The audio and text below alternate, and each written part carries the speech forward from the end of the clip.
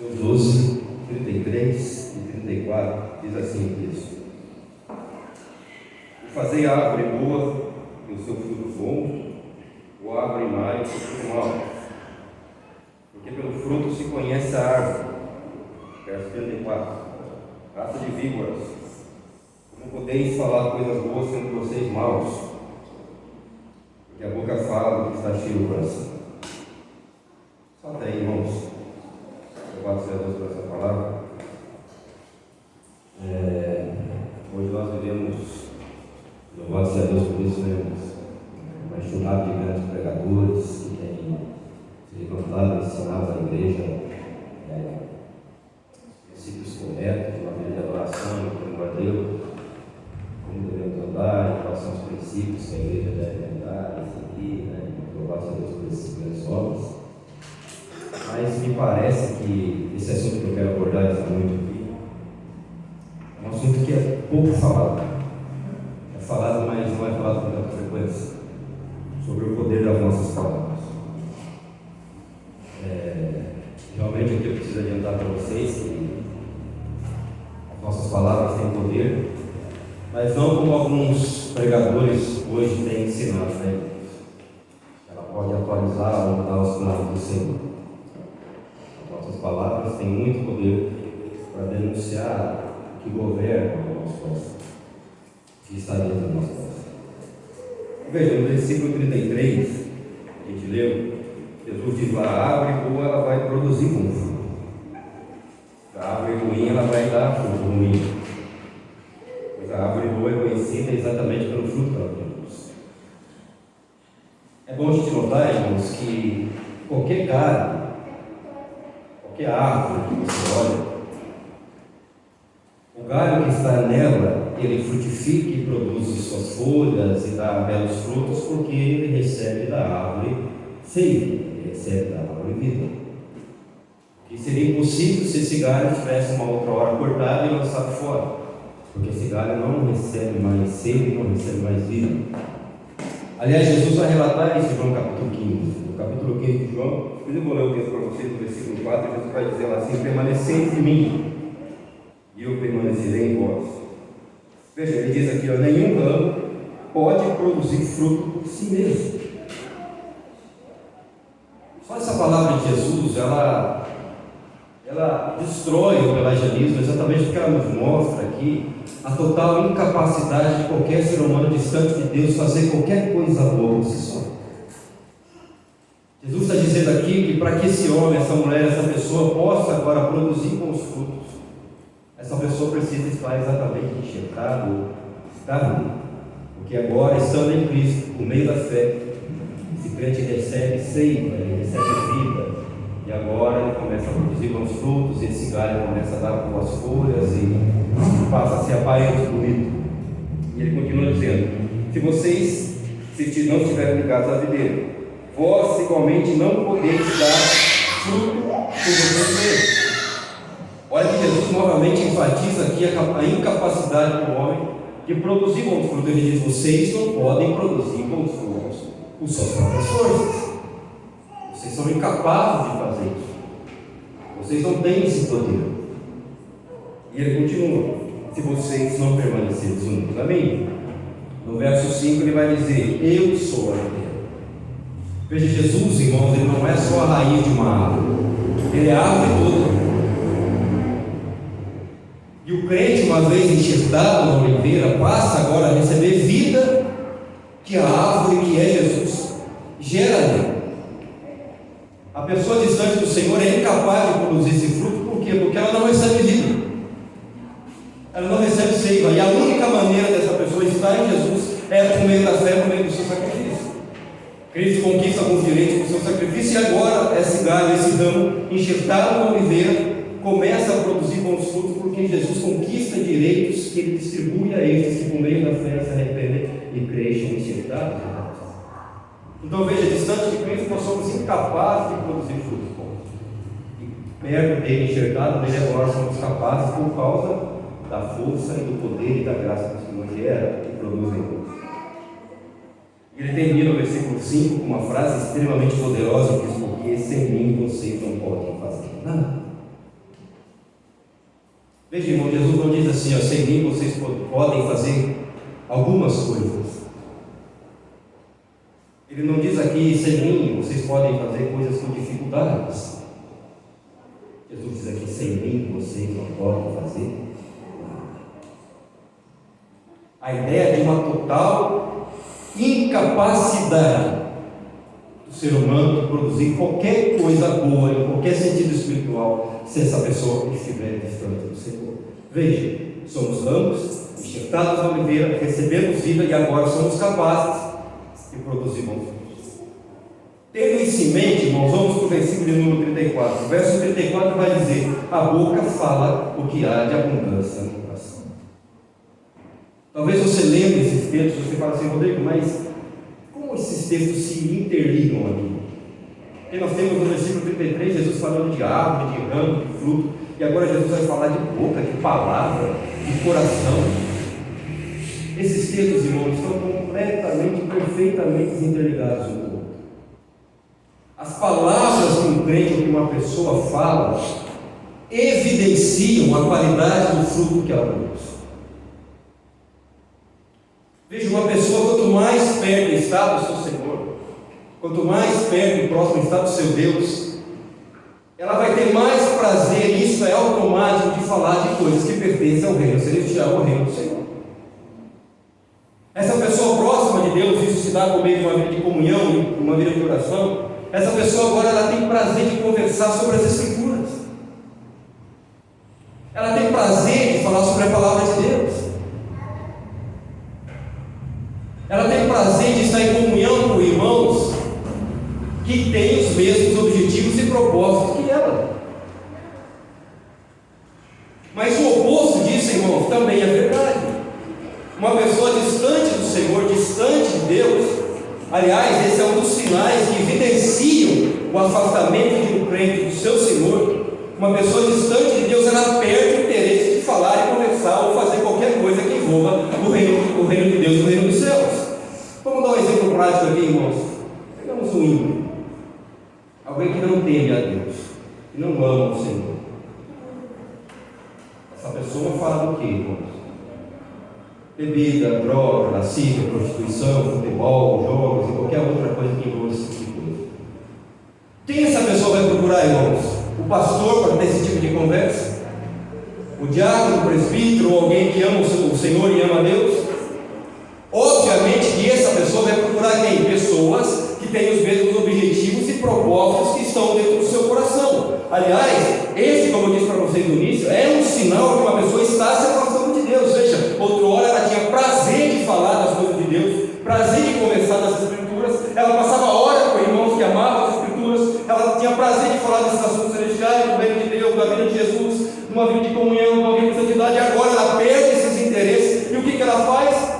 Imediatamente ela começa a procurar pessoas que têm os mesmos propósitos que ela.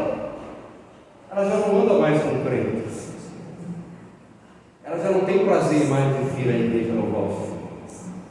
Ela procura as pessoas, círculo de pessoas que amam aquilo que ela ama. Aí você começa a ver esse crente que outra hora era vigoroso e amava a Deus e andava com pessoas que amavam o Senhor. Agora anda com ímpios, em comunhão com pecadores. Esse é um sinal de clareza, irmãos, de um afastamento de Deus. Aliás, quem ama o Senhor, como eu disse, tem prazer de falar das coisas do seu Deus. Veja, Calvino falando desse assunto, ele vai dizer assim: a língua existe, preste atenção aqui, irmãos, a língua existe para revelar os nossos corações. Irmãos, se as paredes tivessem língua e ouvidos para nos comunicar o que algumas pessoas falam no seu íntimo.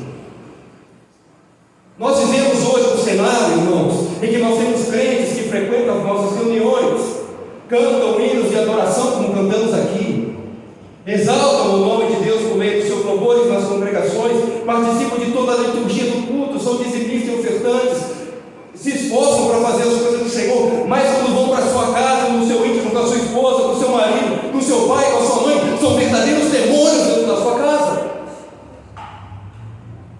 Pronunciam toda espécie de palavras torpes e horrendas. Veja o que Calvino está dizendo aqui: as nossas línguas existem para evidenciar o que existe no nosso coração.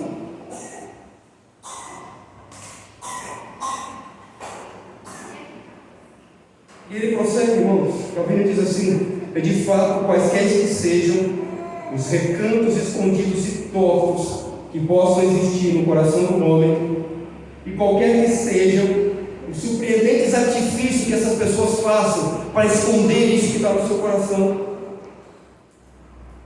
contudo, o Senhor estorque, o Senhor arranca, o Senhor retira de cada um deles algum tipo de confissão, para que eles descubram pela língua, pelas suas palavras, pelo que eles falam, sua disposição natural e seus sentimentos ocultos. Olha aqui, irmãos, alguém está dizendo o seguinte: que Deus, Ele retira o freio da boca de uma pessoa. Deus retira o impedimento. Veja, quando Deus permite um ato, quando Deus permite que algo aconteça, Ele precisa remover tudo que impediria aquilo que Ele permitiu que viesse a acontecer não acontecesse. Se nós falamos é porque Deus permite, senão Ele impediria. O que Calvino está dizendo aqui é que Deus retira o freio da boca de uma pessoa, para que por causa desse retirar do impedimento, essa pessoa agora pronuncie tudo que está dentro do seu coração, palavras horrendas e horríveis, para que Deus, através dessa permissão, evidencie para ela o estado deplorável e caído em que ela se encontra. O Senhor está dizendo aqui, meu querido, e acredito que talvez não seja, espero que não seja esse nosso cenário, mas o Senhor está dizendo para nós aqui que às vezes as coisas horríveis que falamos nas nossas brigas com os nossos maridos, com as nossas esposas, com os nossos pais, com os nossos filhos ou com os nossos amigos de trabalho, essas brigas o Senhor retira o impedimento para que a gente fale coisas horríveis que estão dentro do nosso coração, para que a gente enxergue, para que nós venhamos a ver o quanto estamos errados, o quanto estamos distantes de Deus. Aliás, hoje, o cenário que se vive hoje, nós temos crentes que amam todas as coisas, as mesmas coisas.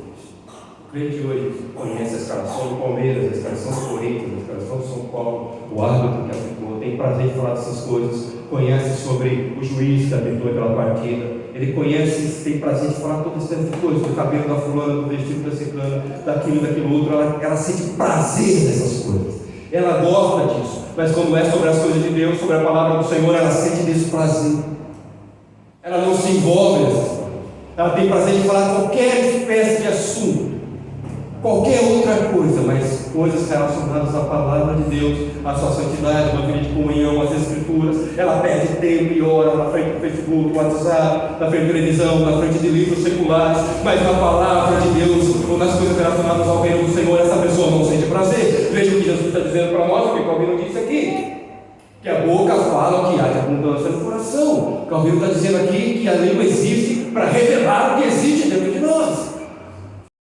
Você ama, irmãos? O que você sente prazer de fazer? Quando você se reúne com a tua amiga, com o teu amigo do trabalho, o que é que você conversa lá? Você tem prazer de conversar aquelas coisas horríveis, aquelas fofocas? Você sente prazer de falar de pornografia, prostituição, de uma mulher, de uma pessoa que passa lá ou está com um vestido errado, um vestimento errado? Você sente prazer nessas coisas? Veja que o Senhor está nos alertando nessa noite. O crente que ama a Deus, o crente que ama o seu Senhor, ele tem prazer de conversar sobre as coisas que pertencem ao reino. Ele sente prazer de sentar com o irmão e falar das Escrituras. Ele sente prazer de ter comunhão com as pessoas. Veja que Calvino prossegue aqui e diz o seguinte: se os fiéis não fizerem extrema e firme oposição, o temor de Deus poderá ser gradualmente, aos poucos, sucessivamente, apagado da memória deles por várias e várias gerações. Infelizmente, irmão, nós vivemos hoje um cenário, e isso aconteceu no século XV, XVI, XVII, em que as pessoas, aliás, a gente falou um pouquinho disso, o Levi falou disso na escola dominical, quando teve aqui na escola, as pessoas, por conhecerem a doutrina da graça, a eleição, algumas pessoas, não todas, por falta de conhecimento mais amplo desse assunto, elas acabam se acomodando, porque elas chegam na seguinte conclusão: sou eleito, não posso perder as vossas. Ou se eu não sou eleito, não tenho o que eu faço aqui no lixo. tem o braço, não há meios que eu possa mudar a situação. Essa pessoa acaba se sentando e acomodando no banco, deixando de fazer algumas coisas que é dever de fazer. Todos os reformadores, todos, sem exceção, inclusive Calvino, eles demonstravam com clareza sobre esse assunto, dizendo que todo eleito, todo salvo, consequentemente perseverará no caminho do Senhor. Ele irá errar, consequentemente irá pecar, mas essa pessoa não permanecerá nesse estado de rebeldia. Ela odiará o pecado e amará estar em comunhão com Deus e viver em comunhão com o seu Senhor. Esse estado de comodismo é um conhecimento deturpado daquilo que os grandes reformadores ensinam. O crente, de fato, salvo em Cristo, é aquele que vai perseverar e manter uma vida de boa conduta, inclusive guardar os seus lados e falar coisas boas. Veja, Tiago vai dizer em Tiago capítulo 3, no versículo de número 9, ele vai dizer assim: com a língua bendizemos o Senhor, e Pai, porém com ela nós amaldiçoamos os nossos semelhantes. E ele conclui: criados à imagem de Deus. No verso 10 ele diz: da mesma boca procedem bênção e maldição. Meus queridos irmãos, isso não está bom. Veja, com a mesma boca, com os mesmos lábios, nós vemos a igreja, exaltamos a Deus, cantamos louvores, falamos de Cristo, bendizemos o seu nome, mas quando saímos daqui, talvez 2 horas depois, 2 horas e meia depois, quando estamos lá só entre nós, os nossos cônjuges, os nossos parentes, os nossos amigos, nós falamos toda a espécie de imundícia. Olha o que Tiago está dizendo aqui: isso não está certo, isso não está correto. Quanto mais próximos nós estamos de Deus, irmãos, mais nós nos parecemos com Ele, e automaticamente mais nos esvaziamos de nós mesmos. E como é que se dá essa proximidade de Deus, irmãos? Como é que eu me aproximo do Senhor? É por meio da oração. É por meio da oração. E eu volto a frisar para vocês aqui: nós temos prazer em infinitas possibilidades de coisas, amamos etc de coisas, mas não amamos as coisas que pertencem ao reino de Deus. Não temos prazer nessas coisas, não temos prazer de dobrar os nossos joelhos nos nossos corpos, não temos prazer de ler as Escrituras, não temos prazer de ter comunhão com os irmãos, não temos prazer de conversar sobre Deus e a palavra do Senhor, e depois viemos aqui como hipócritas cantar hinos e louvar o nome de Deus. Veja, meu irmão, eu preciso ser sincero com você nessa noite. Se você não manter uma vida de comunhão com Deus por meio da oração, você vai continuar sendo essa crente sensual, soberba, essa mulher que não tem paz no seu coração. Você, meu querido, se você não manter uma vida de comunhão com Deus por meio da oração, você vai continuar sendo esse homem iracundo, soberbo, que sente prazer no corpo de uma mulher estranha, que é preso na pornografia, qualquer espécie de pecado. E o Senhor está dizendo para nós aqui hoje que o único meio de vencermos isso é por meio de uma vida de oração.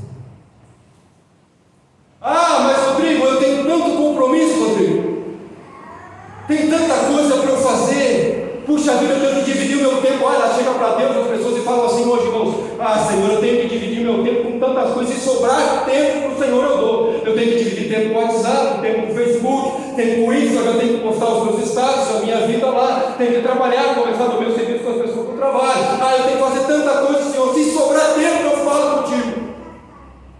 Se sobrar tempo, eu oro. Se sobrar tempo, eu leio um texto, um versículo das Escrituras. É por isso que nós somos crentes fadados a uma vida fria. Porque quando nós olhamos para o passado, os homens enxergavam Deus como um tesouro maior que possuíam. Eles não davam o resto. Eles não entregavam o resto do tempo que sobrava a eles.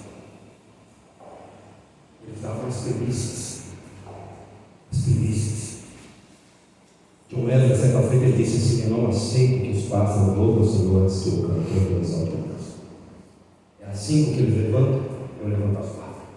Olha que hoje nós queremos que Deus nos encha de poder, que Deus nos dê as revelações do seu reino, que Deus nos encha do seu Espírito, que Deus distribua a nós dons. Nós passamos mais tempo em coisas seculares, ou temos mais prazer nas coisas desse mundo que nas coisas de Deus. Tiago continua dizendo no versículo número 11: a Acaso pode uma mesma fonte jorrar água potável e água doce? É possível isso, irmãos? É possível isso, irmãos? De uma mesma fonte a gente beber água salgada e água doce? Isso não é possível.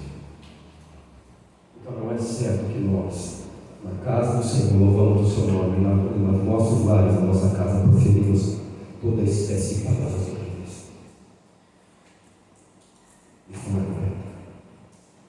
Amamos a Deus aqui, não amamos o nosso lado. Louvamos Ele aqui, não louvamos o nosso lado. Talvez o Senhor estivesse ministrando esse sermão hoje, Ele diria para nós: hipócritas. Hipócritas. Tiago continua dizendo no verso número 2: ora, meus irmãos, é possível que uma figueira produza azeitonas ou uma videira figos? Assim também uma fonte de água salgada não pode jorrar água doce. Isso é que Tiago, em perfeita harmonia com Jesus, demonstra-nos a total incapacidade, impossibilidade de um homem estando em Cristo agora, uma vez, produzir essas coisas.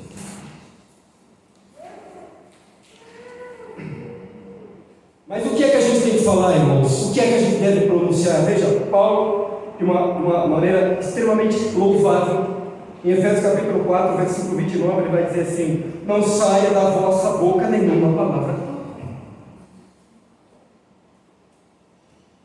Ora, se não fosse doutrina isso, irmão, não havia necessidade de eu estar falando isso para vocês aqui. Mas veja, Jesus nos disse lá no início que eu li para vocês: a boca fala o que é de abundância do coração.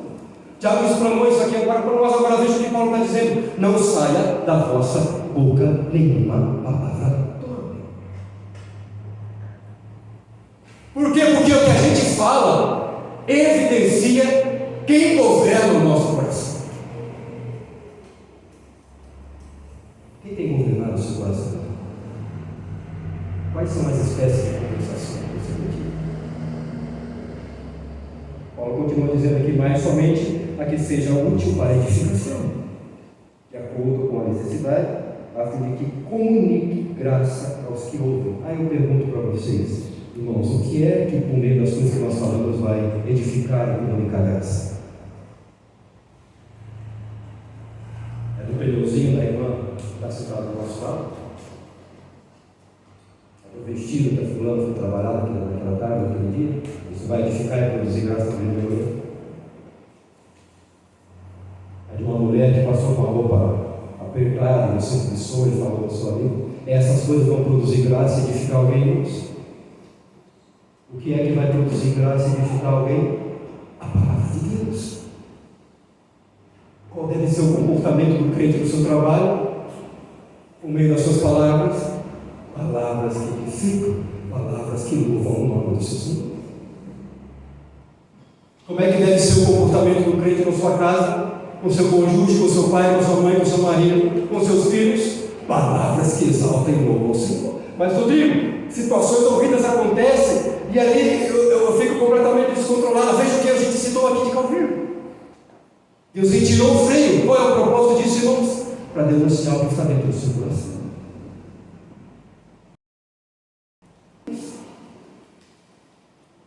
Ele podia não fazer isso, mas fez porque é um Deus de misericórdia, fez porque é um Deus de amor, para que nós pudéssemos nessa noite fazer essa alta. Quem de fato tem amor é Deus. Mas olha o que eu tenho falado na minha casa, no meu trabalho, não condiz com o amor que eu tenho expressado. Eu amo ao Senhor, não perco os cultos ao domingo. Mas as coisas que eu tenho falado no domingo, sozinho ou com outras pessoas.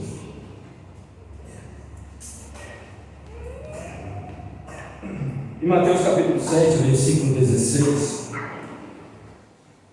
verso 17 e 18, Jesus vai dizer assim: os seus frutos vocês conhecerão. Porventura, colhem-se uvas dos espinheiros ou figos dos abrolhos? Olha como Jesus está de novo falando desses frutos, a incapacidade desse fruto, dessa árvore má, desse galho mal produzir bons frutos e vice-versa. Verso 17 ele diz assim: toda árvore boa produz bons frutos, e toda árvore má produz frutos maus. Verso 18: não pode a árvore boa dar maus frutos, nem a árvore nada aos frutos. Qual é o contexto aqui, irmãos? O contexto que nós temos aqui é de homens religiosos que estavam sempre presentes com o Senhor, saduceus, escribas, fariseus, sacerdotes, que estavam sempre ouvindo os ensinos do nosso mestre para procurar uma falha e acusar de algum erro de alguma coisa. Esses homens tinham aparência de piedade? Não, tinham. Se vestiam bem, falavam bem, frequentavam as sinagogas, davam aula para as crianças na sinagoga, as crianças desde pequenas estudavam no Torá, Calon. Eram homens que pareciam ser homens bons. Mas olha o que Jesus diz para eles em Mateus capítulo 23, verso 27. Ai de vós, escribas e fariseus hipócritas. E ele continuou, porque vocês são semelhantes aos sepulcros caiados. Porque por fora vocês parecem belos, formosos, bonitos, cheirosos, mas interiormente vocês estão cheios de ossos, de mortos e de toda espécie de imundícia. Ora, mas eram homens que faziam coisas boas, irmãos. Eles cultuavam a Deus, oravam ao Senhor, ajudavam os famintos. Olha o que Jesus está dizendo aqui, é como se esses homens, eles eram de fato árvores secas, que não produziam frutos bons, e eles tentavam simular que eram homens que produziam frutos bons. De que forma? Você já viu aquelas folhas sintéticas, irmãos, que tem lá no meu veterinário? Frutas sintéticas? Você é uma árvore seca, é isso que eles eram. E eles tentavam enfeitar essas árvores por meio das obras externas, com essas folhas sintéticas, esses frutos sintéticos, tentando demonstrar uma aparência de piedade, mas na verdade eram homens completamente distantes de Deus, homens mortos. E escute aqui, irmãos, esse não é o cenário da igreja mesmo no mundo hoje.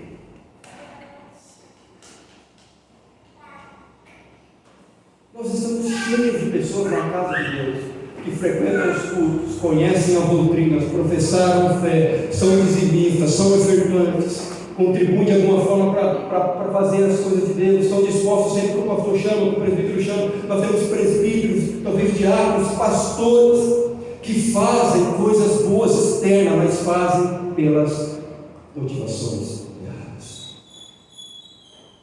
O fruto pode até parecer bonito por fora, mas dentro ele está completamente contaminado. É esse o cenário de Jesus aqui, irmãos. Mateus capítulo 6, versículo 2 ao 5, nos expressa como é que esses homens faziam essas obras. Eles iam nas praças públicas e faziam o que, irmãos? Cadê os pobres dessa cidade? Estou aqui para ajudar vocês. Enchia de pobre, irmãos. Estava lá o saduceu, fariseu, sacerdote. É moeda para cá, moeda para lá, moeda para cá. Eles estavam fazendo coisa boa, não estavam, irmão? Ajudando pessoas necessitadas. E as pessoas de Jerusalém ao redor deles estavam que louvavam a atitude daquele irmão.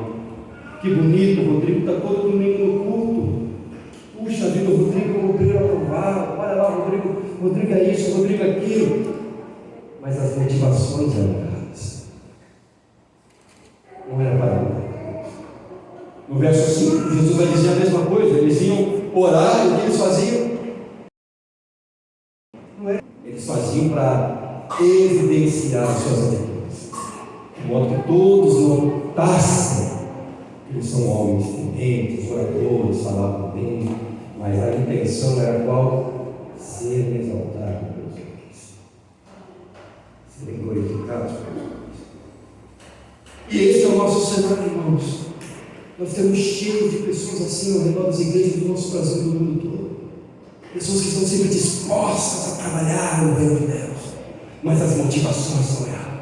Elas querem glória, ser exaltado pelos homens, enquanto na verdade o crente que ama ao Senhor, que está perto de Deus, que tem prazer na leitura das Escrituras e tem comunhão com os irmãos, que ama falar do reino vindouro, esse crente se move a fazer as coisas por Deus pelas motivações erradas, porque ele ama adorar o seu Senhor, ele ama adorar o Deus que salvou ele do monturo de charco do lodo do pecado, porque ele sabe que Deus o tirou do inferno, que Deus abriu os olhos enquanto ele estava cego, abriu os seus ouvidos enquanto ele estava surdo, mostrou o seu destino por merecimento, estendeu sobre ele misericórdia. Agora esse crente trabalha porque ama a Deus, porque ama o seu Senhor.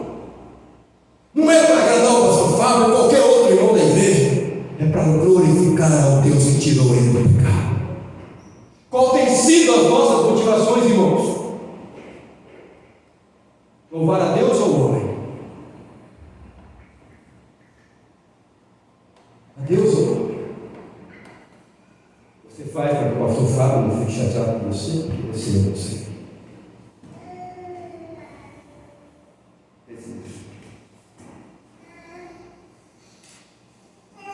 Todos nós aqui, irmãos, de algum determinado estado da nossa vida, talvez nós fomos essa árvore ruim.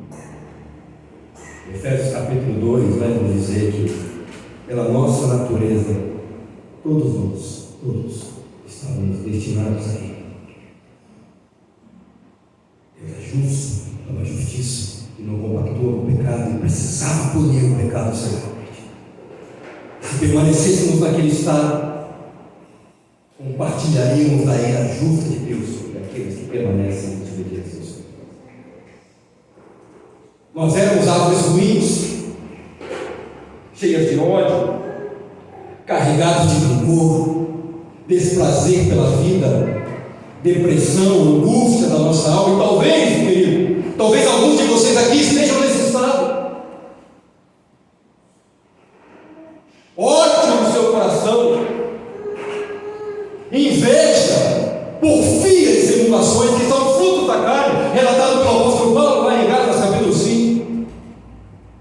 Talvez você possa até ter sido uma árvore que foi enxertada em Jesus, mas hoje, por não vigiar, como Calvino disse aqui, o temor de Deus tem sido apagado progressivamente no teu coração, a ponto de você não se importar mais com coisas que antes você se importava. Não, antes você ia falar uma palavra, você pensava 10, 15 vezes, você analisava e falava assim: poxa, será que isso glorifica a Deus? Será que essa atitude que eu vou tomar, essa palavra que eu vou dizer, está de acordo com as Escrituras? Um discípulo tem que agir e falar essas coisas.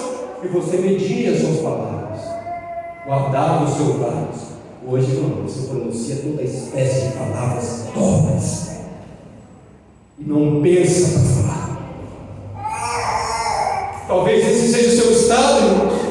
Talvez você esteja com esse ódio no seu coração, com essa angústia, com o sentimento de não quer viver mais. As tribulações que você passou na vida, as situações difíceis, talvez levaram você para esse caminho. Essa palavra é para você, querido. O Senhor está te chamando hoje para uma mudança de vida.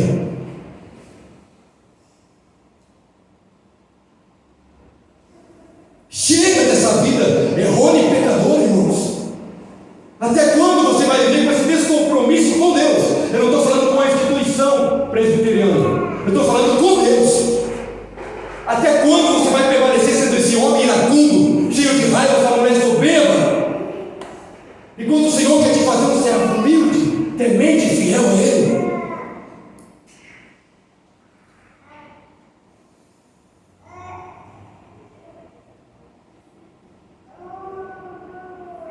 A árvore má produz bons frutos. A árvore boa produz bons frutos. E a boca fala que está cheia. Veja a palavra abundância, o cheio aqui, irmãos. Lá no grego, ela é perisseuma, que significa algo que excede, que é mais do que o suficiente. Transborda. Vamos dar um exemplo aqui, irmãos. Pega um copo aí. Ó. Não é um terço, nem metade, nem um copo cheio. É algo que excede, que transborda. O que Jesus está dizendo aqui é que o crente fala daquilo que está excedendo, que está dentro do coração. Veja, não é um terço do seu coração que está contaminado com sentimentos ruins, por isso que você fala coisas ruins. Não é metade do seu coração que está contaminado com coisas ruins, que faz com que você fale coisas ruins.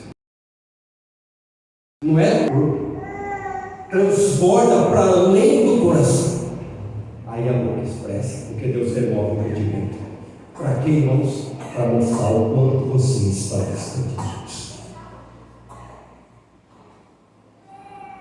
Para mostrar o quanto uma pessoa está distante do Senhor. Irmãos, qual é a conversação das pessoas do mundo?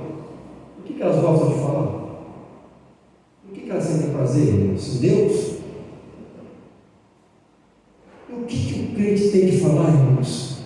são as coisas que devem trazer prazer para a sua mão? Quais são as coisas que devem alegrar o seu coração? É revista Veja, querido?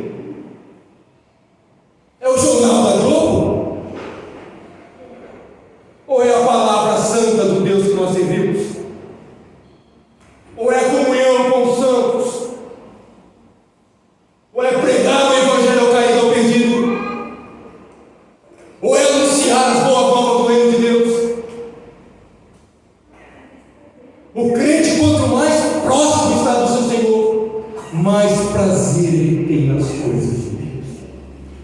Quanto mais distante ele está do seu Senhor, menos prazer ele tem nas coisas santas, querido. Ele não tem prazer de orar, não tem prazer das escrituras, não tem prazer de conversar com pessoas que falam disso. E veja, não estou dizendo isso para dizer que sou superior a qualquer pessoa aqui, né? O Senhor está me usando aqui nessa noite para dizer que você foi chamado para isso. Está na hora de você dar um ponto final nessa vida que você tem vivido. Chega disso. Aí você pode dizer para mim assim: então, Rodrigo, não há esperança para mim. Não há esperança para mim. Eu estou exatamente nesse estado. Eu estou exatamente do jeito que você está falando aí. Eu sou uma mulher que fala tudo que vem à mente. Eu sou um homem que fala tudo que vem à mente. Eu não consigo me controlar. Quando eu estou lá no meu trabalho, eu gosto de conversar e focar na vida dos outros. Eu tenho prazer de falar de mulheres que chegam no meu trabalho, com os meus amigos que não são cristãos. Eu sou assim, meu. Eu estou nesse estado. Estou longe de Deus. Talvez seja essa a realidade. Mas há esperança. E essa é a boa notícia do Evangelho. Essa é a boa notícia do Evangelho, porque nós servimos a um Deus que é misericordioso. Misericordioso. Veja, querido, Mateus capítulo 11, versículo 28, que Jesus diz lá, e todo mundo conhece essa passagem: vinde a mim, todos os cansados, sobrecarregados, todos os oprimidos, e eu vos aliviarei. Talvez você esteja assim, irmão, oprimido por causa do seu casamento, oprimido por causa do problema que você tem enfrentado, cansada ou cansado da vida que você tem vivido, esgotada pelos problemas que você tem passado. E veja, eu não quero aqui anunciar um evangelho de prosperidade ou de uma mensagem que venha afagar ou massagear o teu ego. O que eu estou dizendo aqui é o que o Senhor prometeu. Ele disse que traria descanso para aqueles que o servem.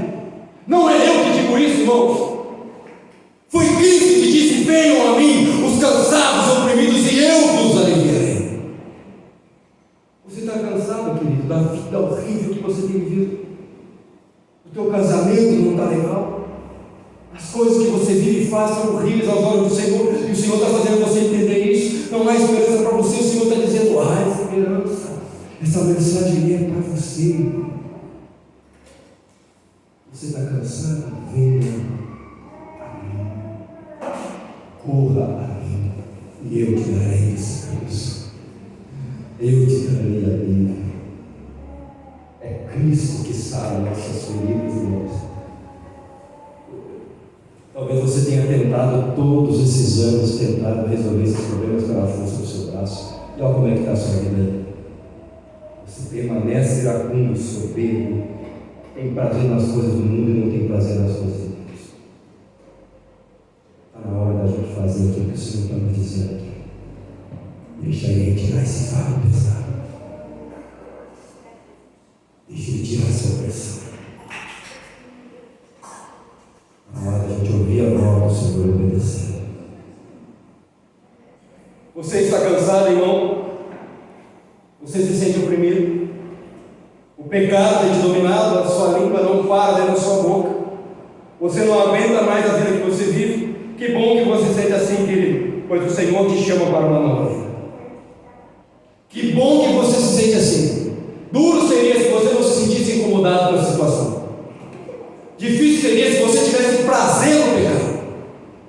Difícil seria se você falasse coisas horríveis ou fizesse coisas horríveis e você sentisse alegria em estar naquele estado. Isso é uma ótima notícia. Isso é uma ótima notícia, querido. E essa é a palavra para vocês. É João capítulo 8, versículo 36. João vai dizer, Jesus vai dizer assim: se pois o Filho vos libertar, verdadeiramente vocês serão livres.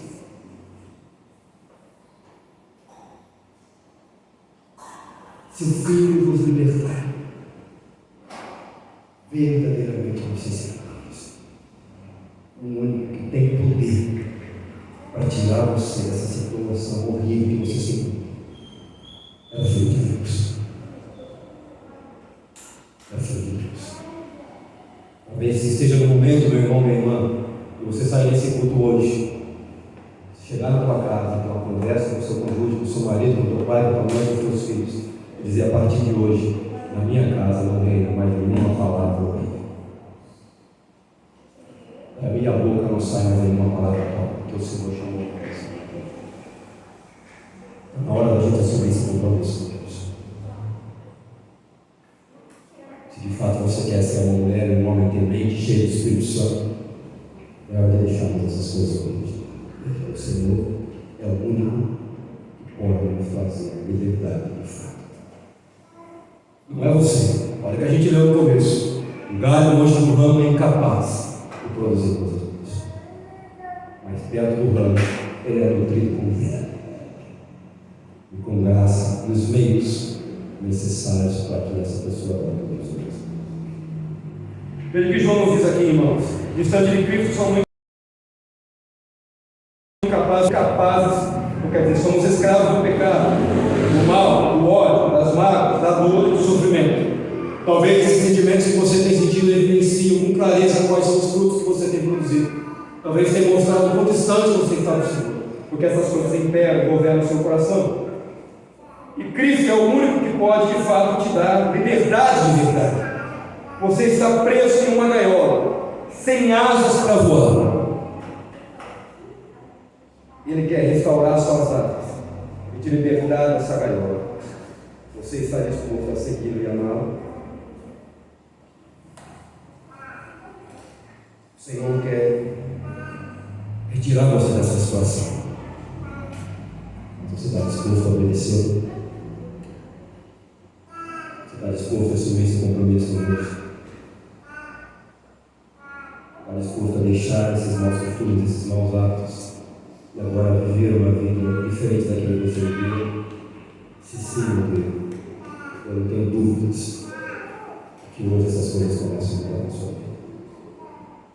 Olha a Deus, roga ao Senhor, para que quando esses sentimentos vêm surgirem, Espírito de Deus, por meio da graça de Deus que nós temos, te ensine a frear a sua vida, a guardar a sua vida.